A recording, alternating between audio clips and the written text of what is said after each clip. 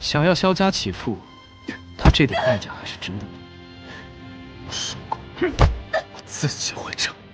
放手！你现在闯宫，他这顿打就白了。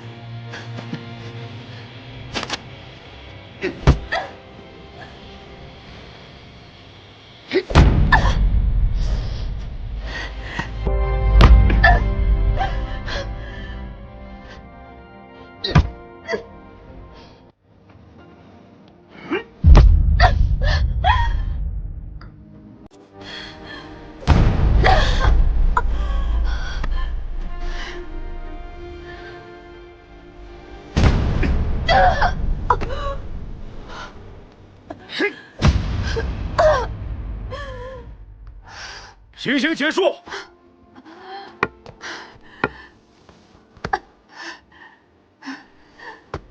臣妇谢主隆恩，皇上万岁万岁万万岁！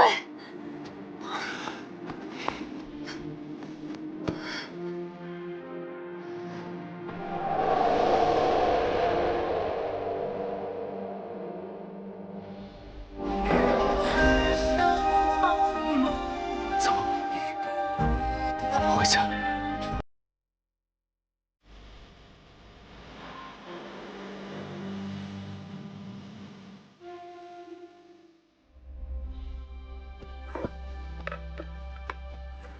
都是你出的馊主意，你这个只会下迷药的庸医。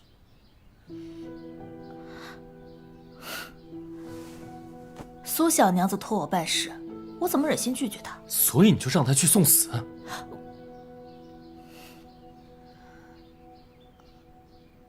你就不怕那个刑罚要了她的命？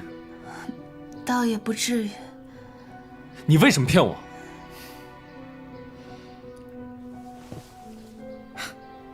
这位公子，你还是拿好他的药方吧。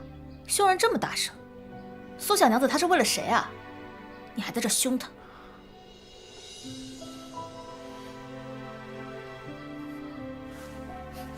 过去道歉。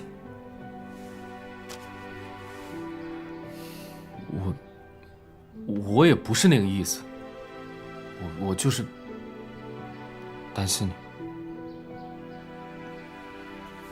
凶都凶了，就这么道歉，一点诚意都没有。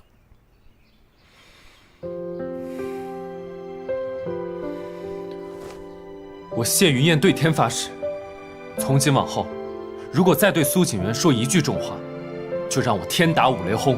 哎，谢云燕，不得好死！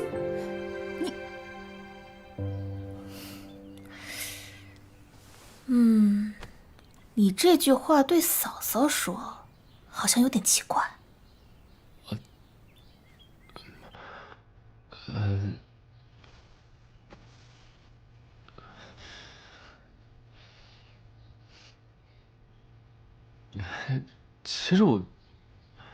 其实我的意思就是，我从今往后，我不会再让你因为我受伤了，也不会再辜负你的苦心了。这一句话听起来好像更奇怪了。我这……好了，席大夫，你别再逗他了。阿燕，去帮我抓药吧。好。苏小娘子这六弟，怪有意思的，这傻劲真是少有。倒是不耽误他对你有情有义。席大夫好像对我的六弟格外关注。苏小娘子莫不是吃醋了？又胡说什么？我只是觉得席大夫也是女子，若是喜欢我六弟，也不是没可能。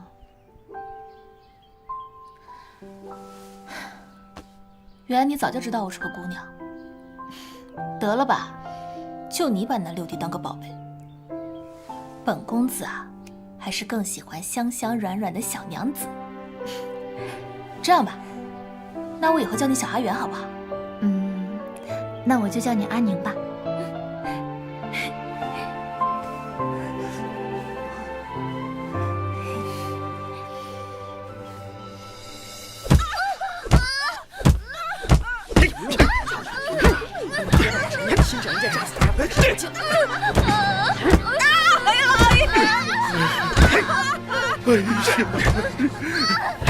于是，苏新月，你二人可知错？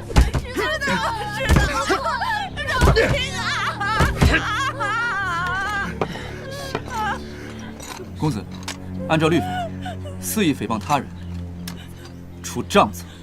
行刑完毕。多谢校尉大人手下留情，日后我一定好好管教家眷。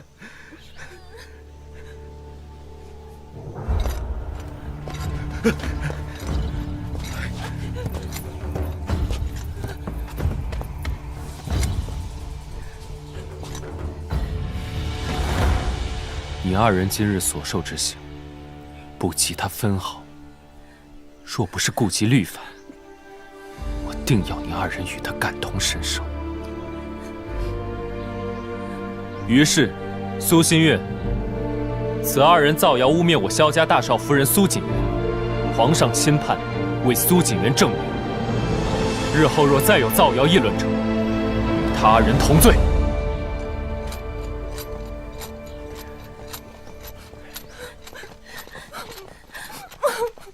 回屋吧，还不够丢人的。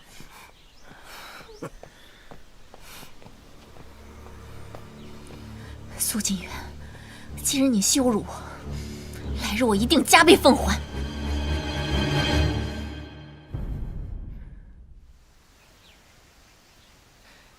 听说你接管戍营不过3日，倒比罗宇掌兵3年更得军心。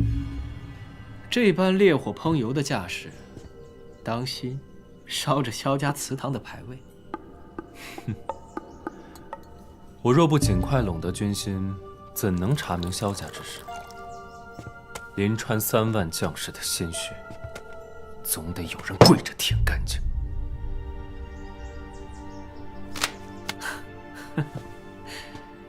谢兄，那就不如做个纨绔，让他们误以为你不追究了，说不定线索自己就会浮上来。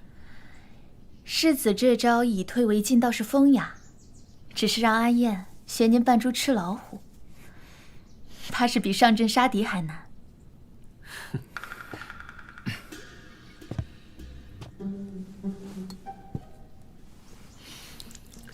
苏姑娘真是有勇有谋，玲珑心巧。我府上正好缺一个伺候笔墨的，若苏姑娘愿意来端王府，红袖添香。世子慎言，我萧府内眷，不劳世子费心。齐生深藏不露，若能和他结盟，萧家起复必有可能。世子府上若真缺人研墨，那我萧家屋檐再破，也容得下你。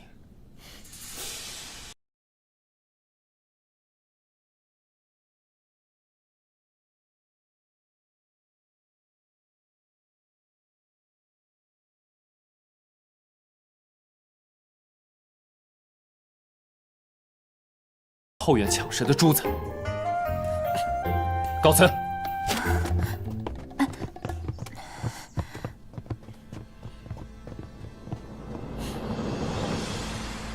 苏锦元，有意思。阿布，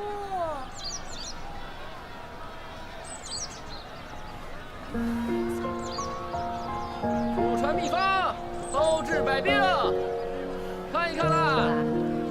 对不住啊，是我没控制好力气。只是没控制好力气，脾气呢？是齐胜他轻浮在先呢。难道你还真想去他府上？我是觉得齐世子不像表面看起来那么简单。端王府之前能得皇位之争，想必背后势力不容小觑。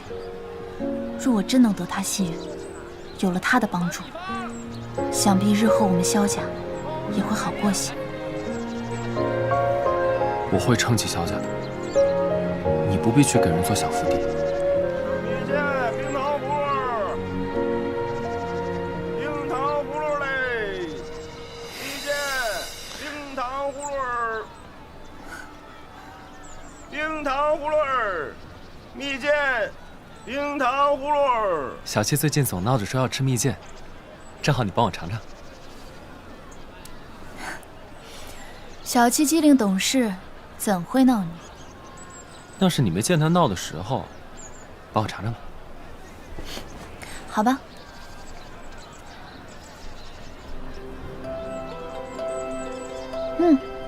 不错，好吃的。你觉得好吃，那小七肯定也喜欢。都给我来一些吧。哎，好。买这么多，小七吃得完吗？祖母说，女孩子嘛，总是要娇养着的。等我以后重振萧府了，我要让你们全都娇养着。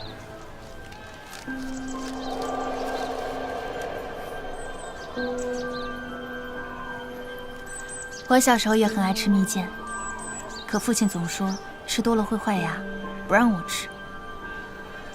后来我就跟他赌气，我说等我长大了就开一间蜜饯铺子，再养几个美少年，每日做做生意，喝喝茶。你还打算养美少年？多谢。美食、美景、美人，这才叫逍遥日子啊！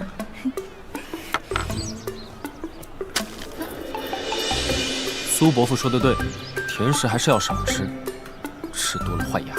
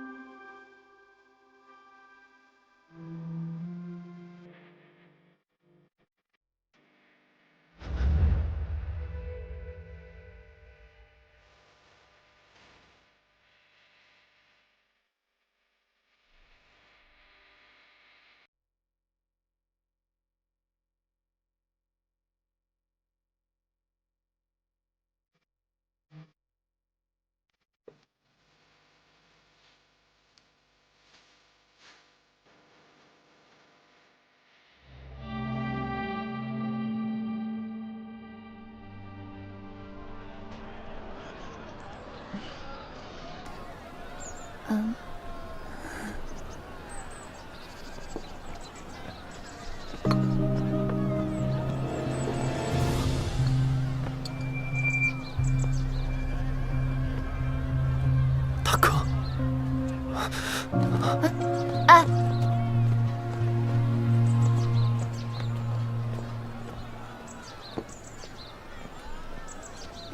还挺好看的。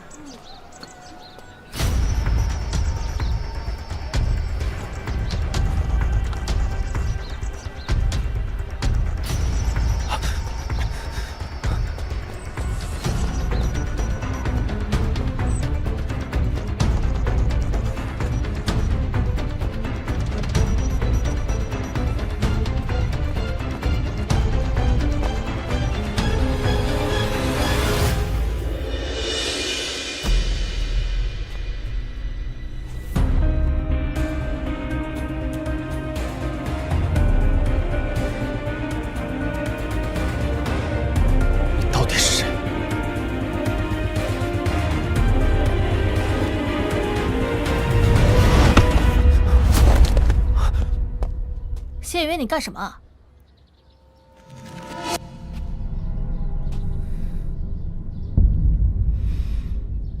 你把你面具摘下来，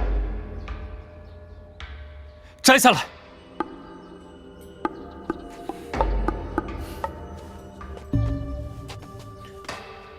怎么，你也有这种癖好啊？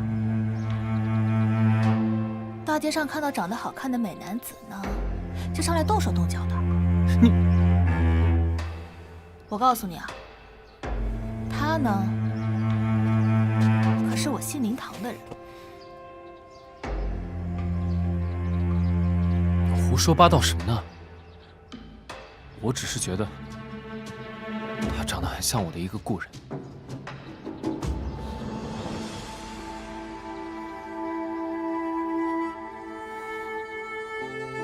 故人？怎么？你是真的你在搭讪小娘子呢？啊？啊什么？再赖着这儿不走，我就去告诉苏小娘子。你呀，当街调戏我的男人。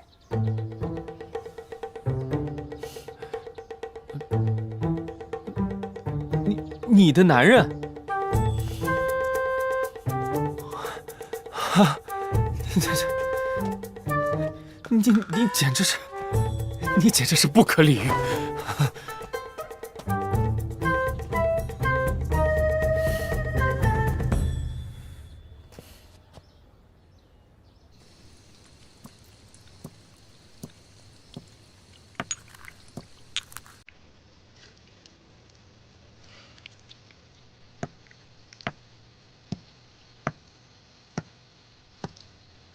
说吧，你是不是跟谢影月有仇？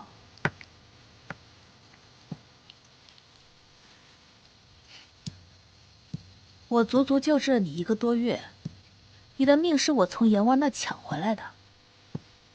你别以为我不知道，你成天鬼鬼祟祟的盯着萧家，你到底是谁？我可不想救错了人。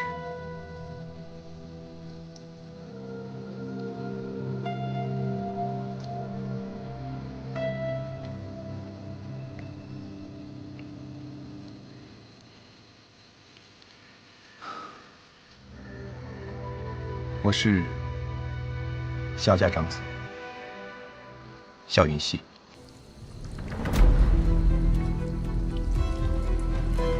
萧云熙，那萧家墓里那位是？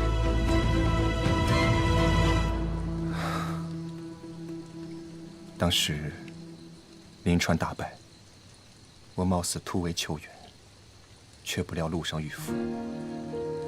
福将穿了我的衣服，兵分2路，掩护我离开。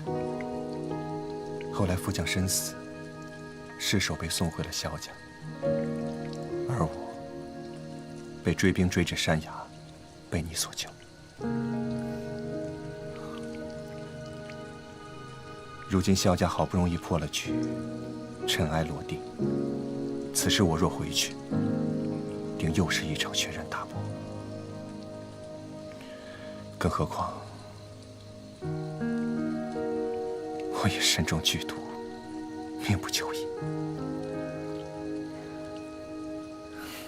萧大哥，你放心，我一定会治好你的。喜姑娘不必为难自己，我现在只想尽快查明临川一案的真相。不是，你怎么知道我是女的？姑娘大义，此事我定会帮你保密。不是，你到底怎么知道的？你偷看我更衣了，还是你偷看我洗澡了？你说呀！姑娘不必问了。你要是不说的话，你今晚就别想睡。你说呀！哎呀！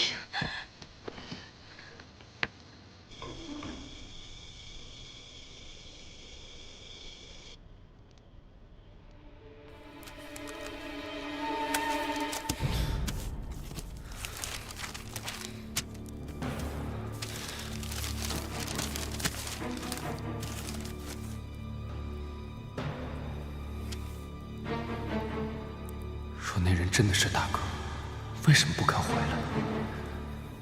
难道真的是我看错了？公子，城南破庙查到风葵踪迹。阿燕，我看你今晚心神不宁，给你煮了参汤。哦，我准备睡了。好吧，那你好好休息啊。好。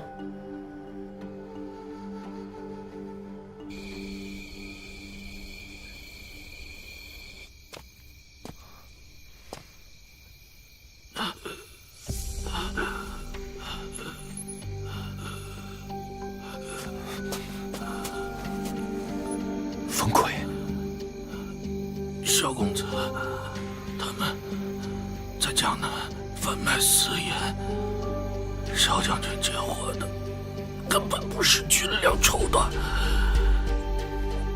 他们用我妻儿的命威胁我，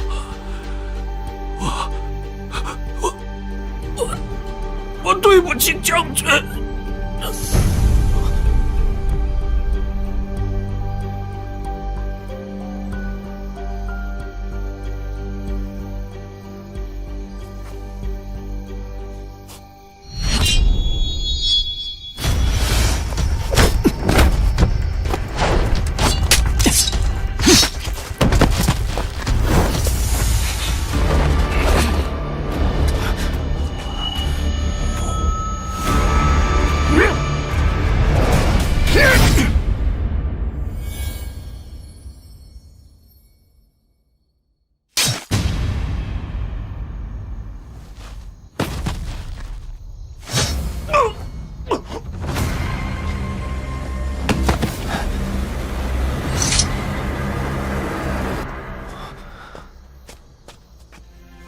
吃下去，解毒的。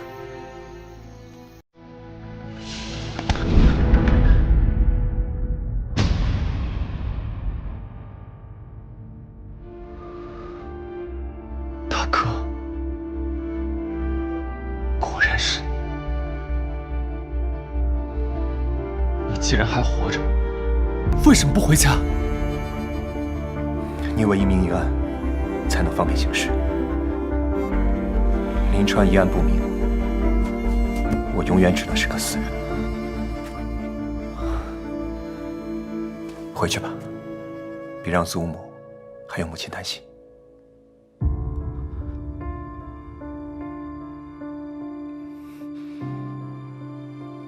那他呢？我要把你活着的消息告诉大嫂吗？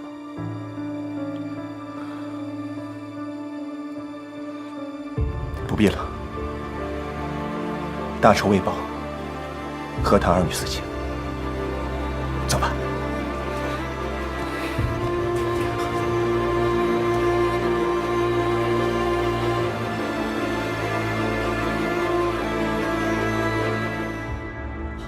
快来人呐！六公子一进府就晕倒了。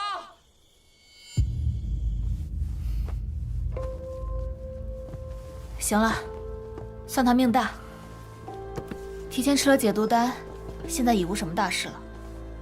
不过晚上药散了毒，应该会发热，好好看顾着些就好。麻烦席大夫了。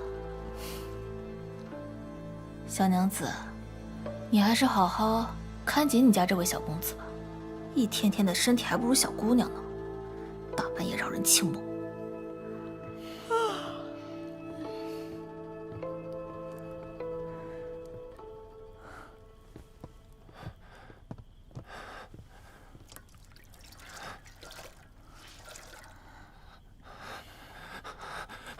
大哥，为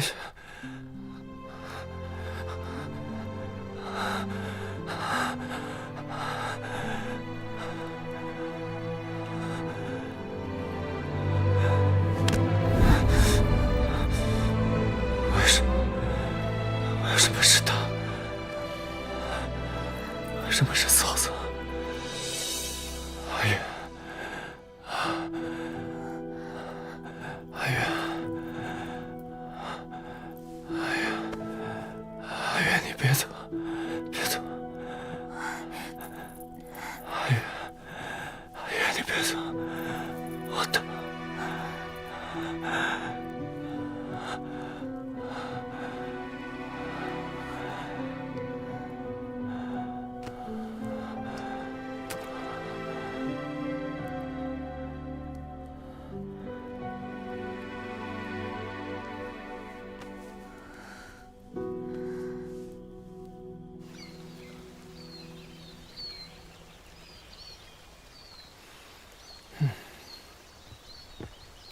公子，昨夜少夫人守到天亮，这是她为您准备的安神香，让您睡得好一些。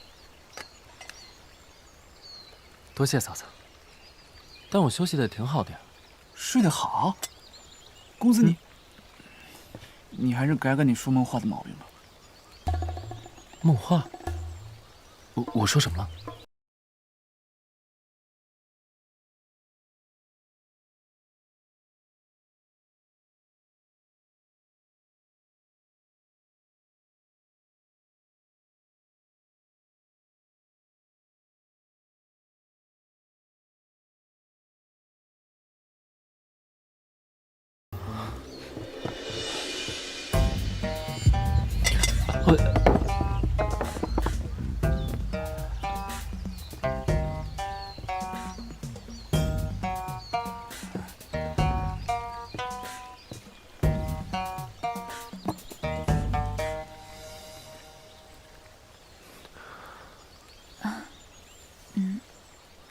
那个，我现在为父兄准备百日祭礼，说要去普济寺给父兄祈福，让你写一份祭词。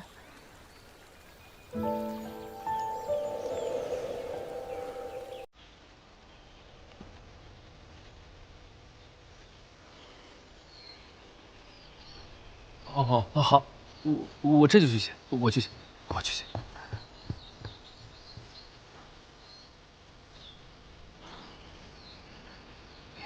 哎，少夫人，给我吧。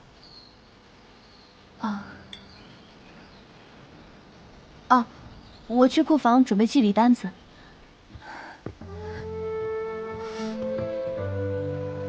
库房也不在那边。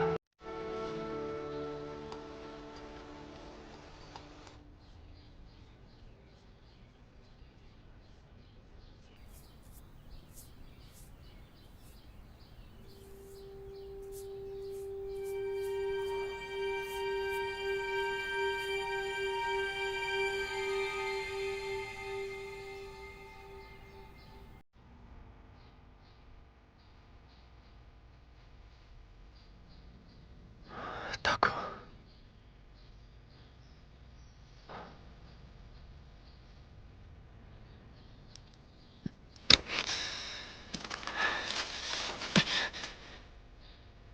谢云烟，你怎么可以有这等心思？你该去做的是查明真相。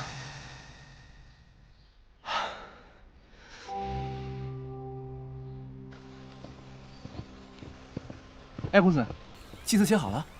写好了，备马，去树营。哎，公子，祭词不拿给少夫人吗？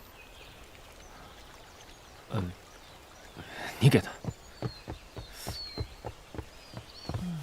公子，该不会躲着少夫人吧？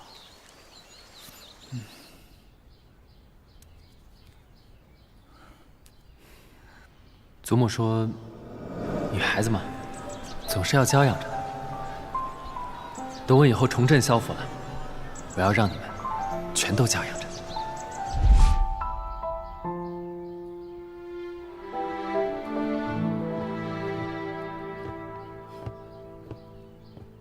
阿元，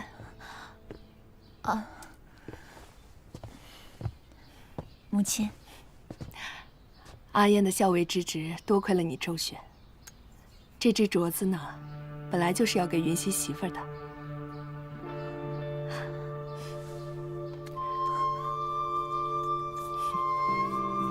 戴上，挺合适的。后天你去祈福的时候，把它戴上。云溪看了会高兴的。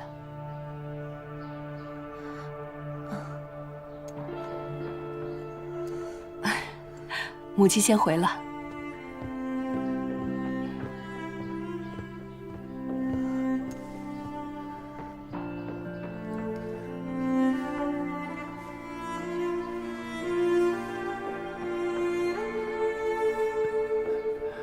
阿燕。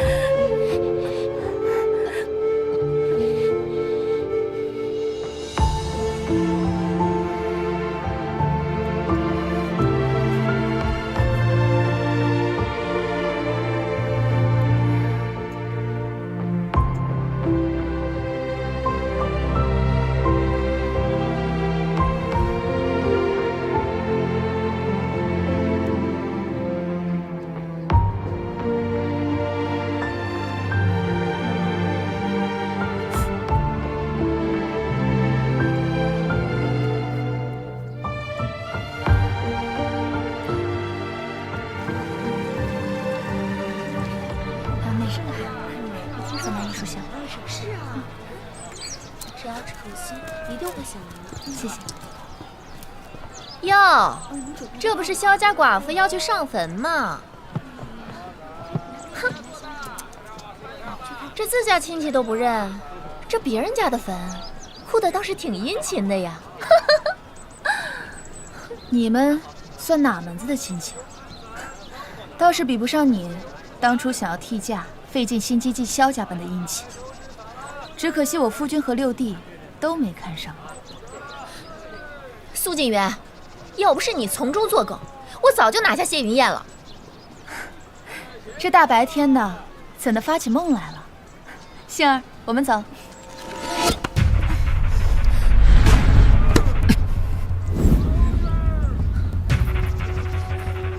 我有没有警告过你，离我萧家人远一点？我就是喜欢你，是他先羞辱我的。他不过是你大嫂，凭什么一直霸着你啊？你胡说八道什么呢？大庭广众的，你给我注意点。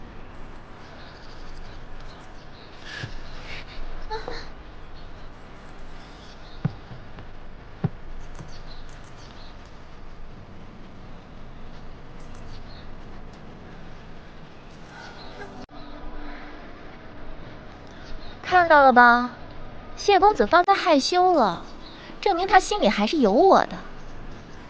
你呀，就好好当好你的萧家寡妇，少惦记你小叔子。谢公子，你六弟，我势在必得。哼，回府。哎，您看看吧，哎，这个啊。哎，他这是要去哪儿做法事？听说是普济寺。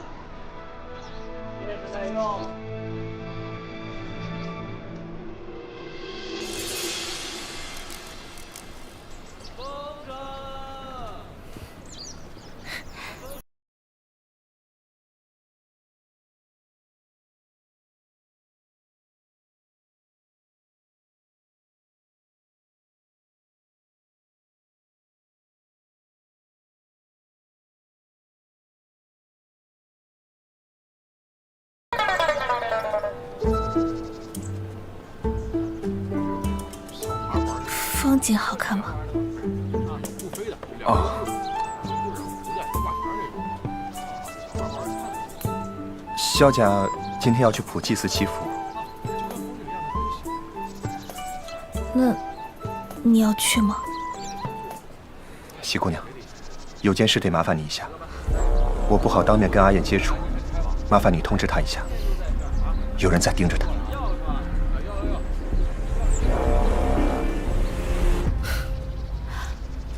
我是个大夫啊，我一天天现在都在干什么事儿？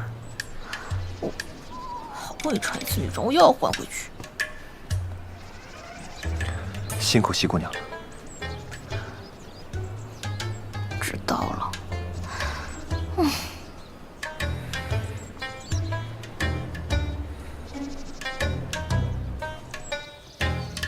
真快呀！61年中元节。是啊，去年来祈福放河灯，就像没过去多久。今年咱们人虽然少些，但是神明一样会保佑咱们萧家的。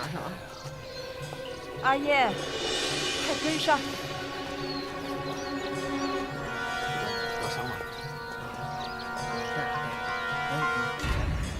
纸钱有，来，谢谢拿好啊，拿好。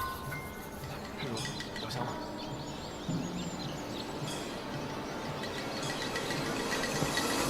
说，谁派你来的？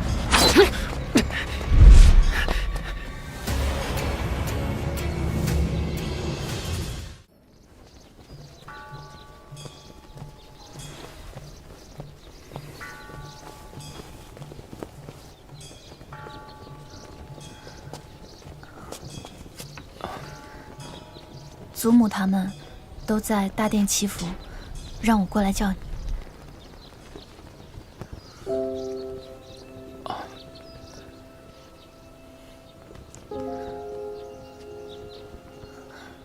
怎的手又受伤了？没事，一点小伤而已。刚才一不小心，我自己划伤的。你别担心。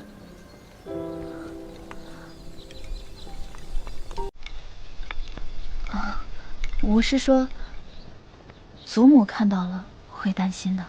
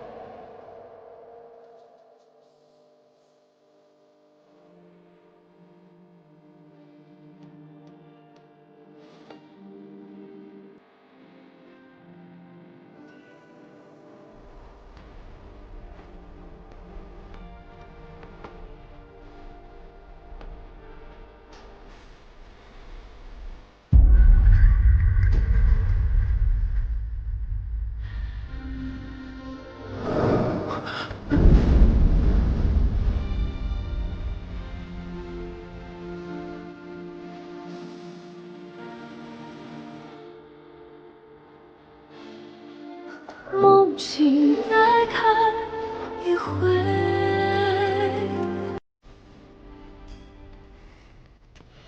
谢公子，好巧啊！你怎的也在这里？我跟谢公子有缘，自然会在这里喽。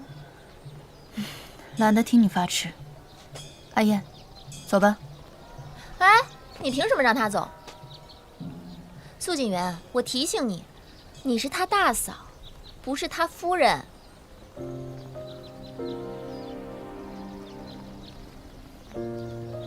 我不用你提醒，我很清楚。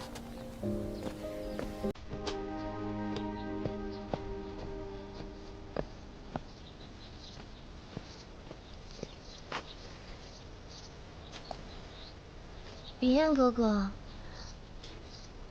我又没说错。跟我走，有话跟你说。云燕哥哥，等等我！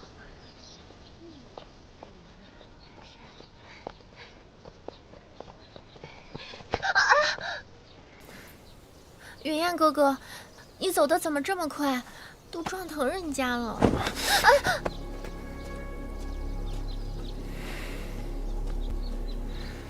云燕哥哥，你是不是误会人家了？我只是心悦哥哥已久，放在一时心急才口无遮拦。你看，我还给云燕哥哥准备了中元节礼物，你就原谅心悦嘛。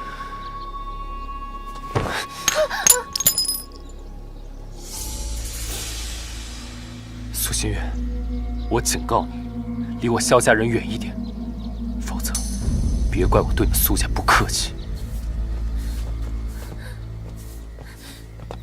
云燕哥哥，你就原谅我吧，我是真的心悦你。佛门清净地，成何体统？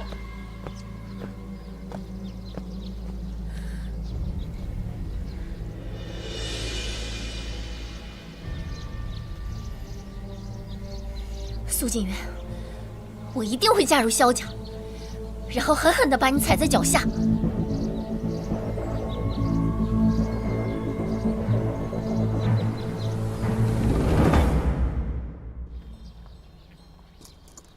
只要这谢云燕在，这萧家的案子就不能落定，他必须死。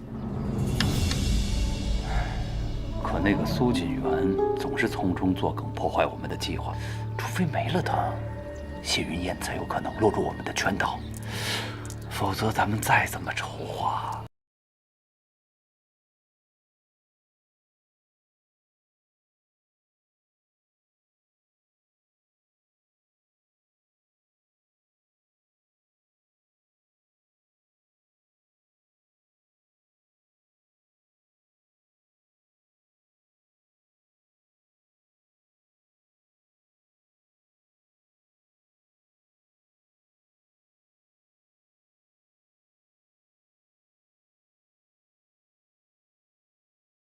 先弄掉苏锦元。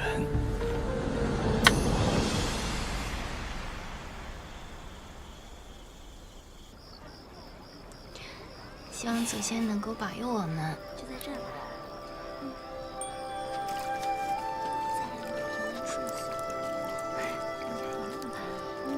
这段日子也辛苦锦元了。走吧。哎。好。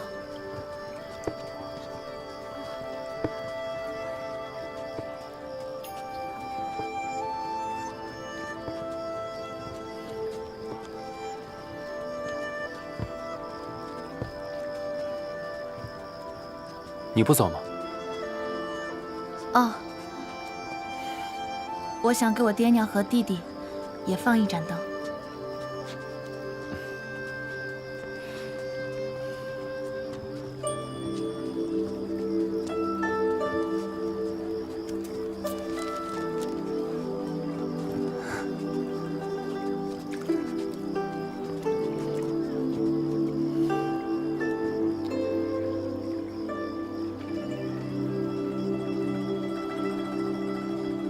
爹、娘、阿洛，要真有来世，愿你们平安顺遂。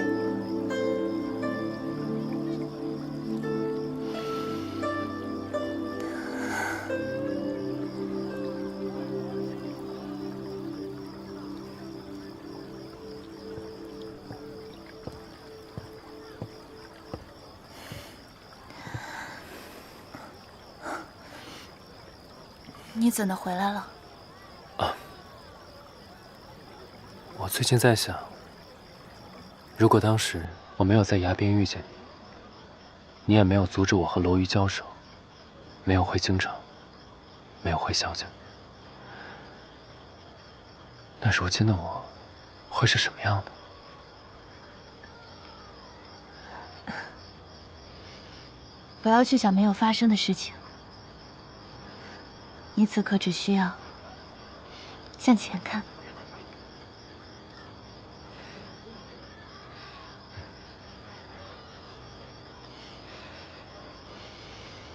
多谢你把萧家从绝境中拉了出来，也因为遇见了你，所以我才……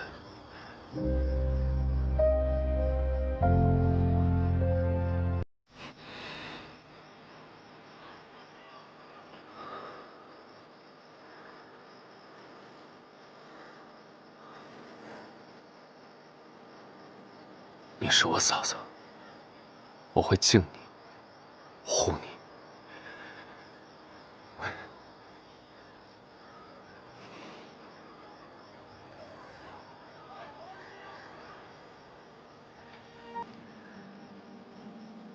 唯独不能喜欢你。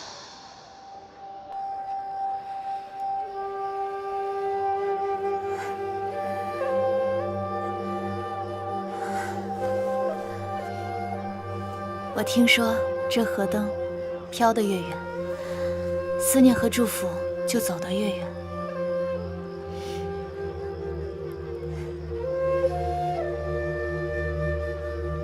那就愿我们平安顺遂，各有圆满吧。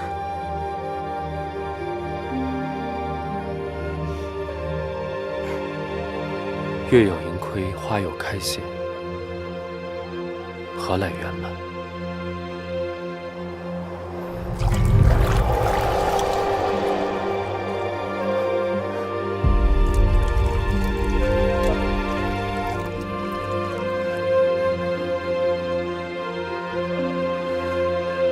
自古所愿由心生，只叹世事何所依。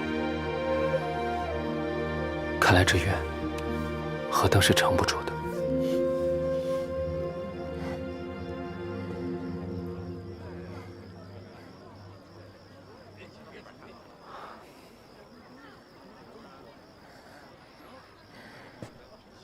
既然撑不住，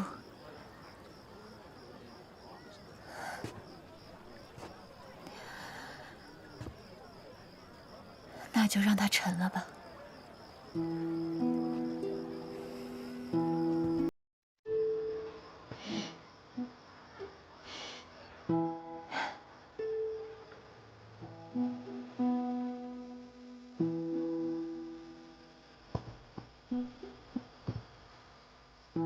萧家案发后遭遇的一切，我都同你说过了。是苏小娘子和谢公子撑起了萧家，患难与共，他们二人难免亲近些。你回去以后，谢姑娘，我萧云溪岂是如此浅薄之人？何况锦源与我也并未真正成亲。我既命不久矣，又何苦再让他为我伤心一次？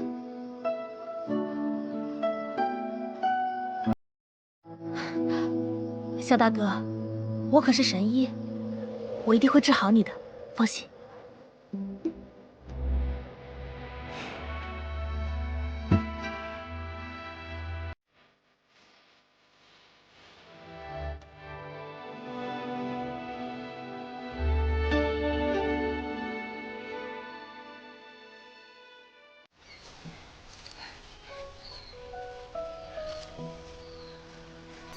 大嫂，祖母说了，今年天气特别好，收成也会很好，我种的花花长得也会很好。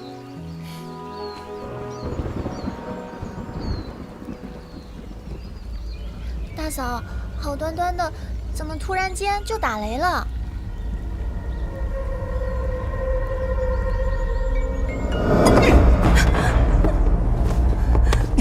贞洁哪有命重要？你看看外面，每天饿死多少人！你去陪地主家的傻儿子睡一觉，还能换碗饭吃。我不要。走，走，快走，快！前世并非丰年，2个月后凉州大旱，商家坐地起价，饿殍遍野。怕是要下雨了，先回去吧。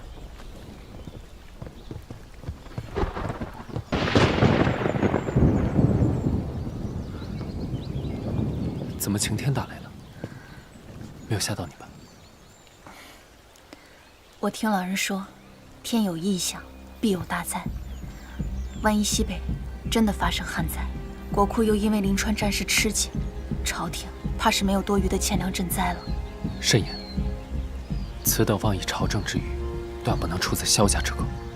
我知道，我们可以找人暗中打听西北那边的情况，秘密囤粮。若真有旱灾，这些粮食可以解燃眉之急；若无旱灾，我们再想办法把粮食倒卖出去，不会亏损太多的银两。打探消息的事，我来想办法。但筹粮所需的银两，可不是一个小数目。我去说服祖母。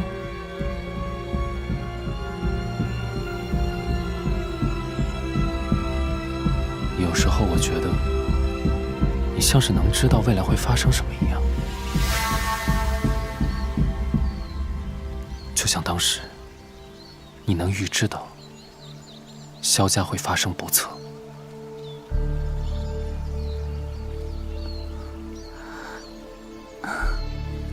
我也只是猜测。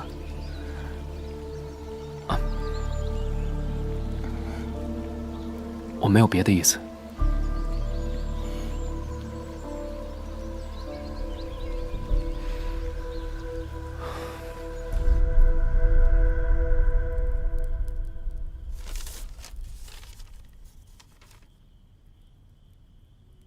若风奎所说的军粮账册，其实是私盐账册。如今父亲已死，幕后之人并未放过萧家，那这个账册应该被父亲藏在凉州。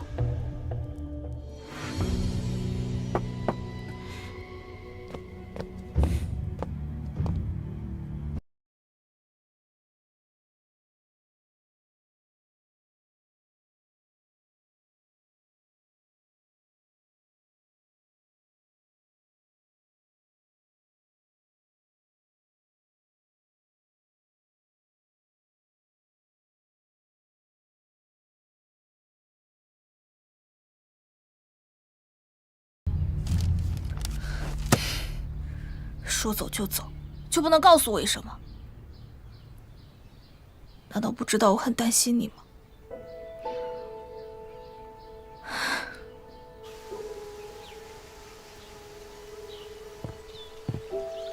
凉州年后就不曾降雨，新任太守好大喜功，对此根本不曾上心。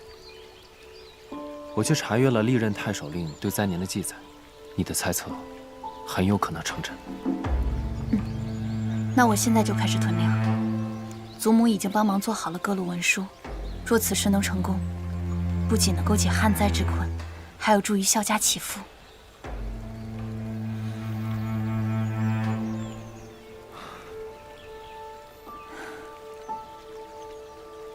再让阿言上一步，说不定重振萧家有望。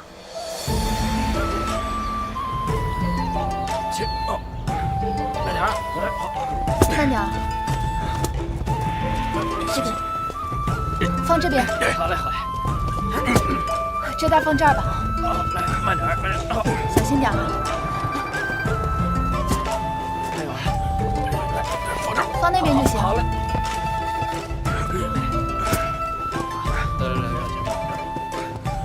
你不是在当值吗？怎么回来了？今晚第一批粮食已经到了，我怕你太辛苦，就提前回来一起帮忙。最后了，小心啊，热着点。慢脚，好嘞。放这儿就行。来。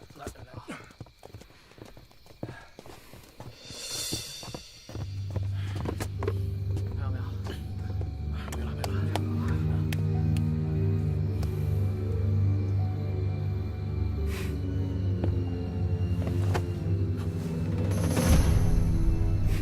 是你。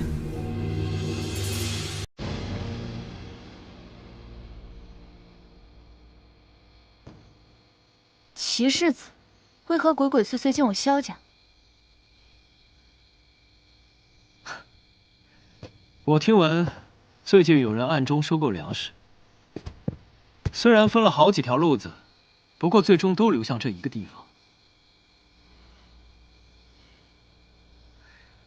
你们为何鬼鬼祟祟的囤粮？我高兴，我乐意，不行吗？如此大肆囤粮可是重罪。谢六，你最好跟我说实话，否则我就去御前告你一状。囤粮之事是我干的，与他无关。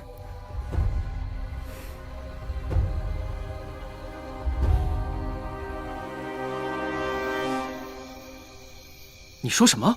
西北有大旱？你敢隐瞒不报？是将有大旱，我现在上报，那是妖言惑众。别人我不了解，你我能不知道？你若没有十足的把握会有旱情，你会这样做？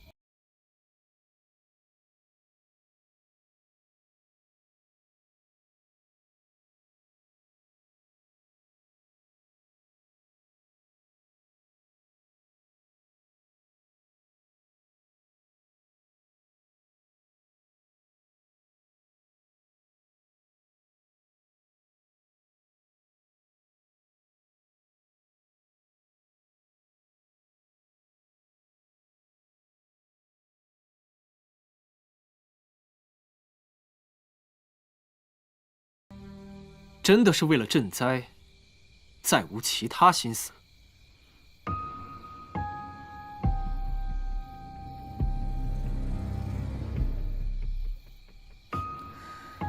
世子此话何意？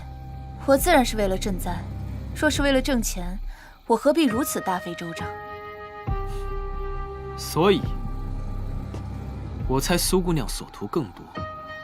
比如灾情一起，你用粮草做筹码为要挟，送谢六一场平步青云。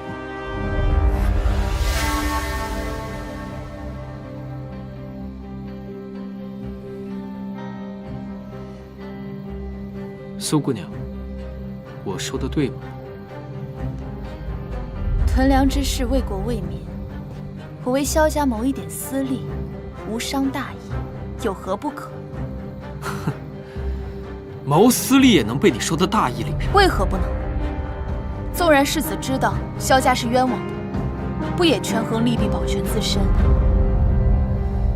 如今世子问我为何，我为的是萧家老幼妇孺，在无权无势的时候，不会被人踩在脚下。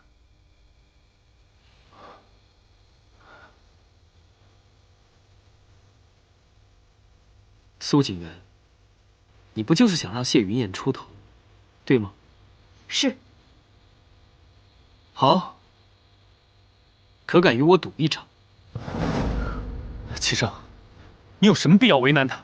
赌什么？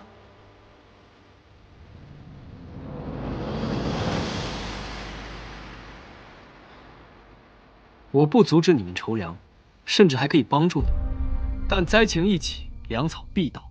我会运作，让谢云燕领赈灾钦差一职，给他一个平步青云的机会。好，我答应你。这一切的前提是你笃定有旱灾会发生。那是自然。如若没有，我苏锦元任凭世子处置。好，一言为定。一言为定。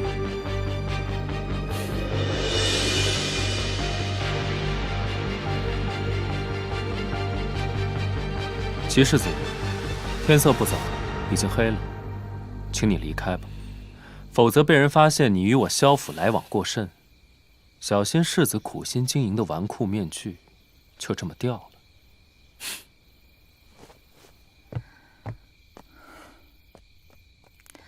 这个世子倒有些爱民之心，将来说不定会有大作为。在你眼里，我就这么无能吗？我难道要你牺牲你自己，来换我的平步青云？当然不是，我只是不想你再那么辛苦。可你也不能任由齐胜摆布。你怎知他要什么？万一他要……大不了让我为奴为婢，我不在意的。可我在意。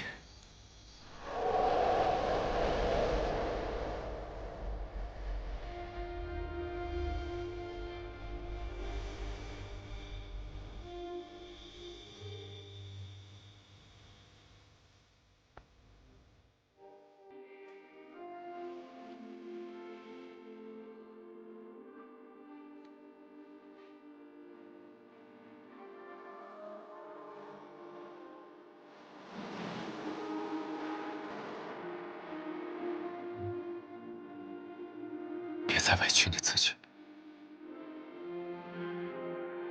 谁都不配，包括我。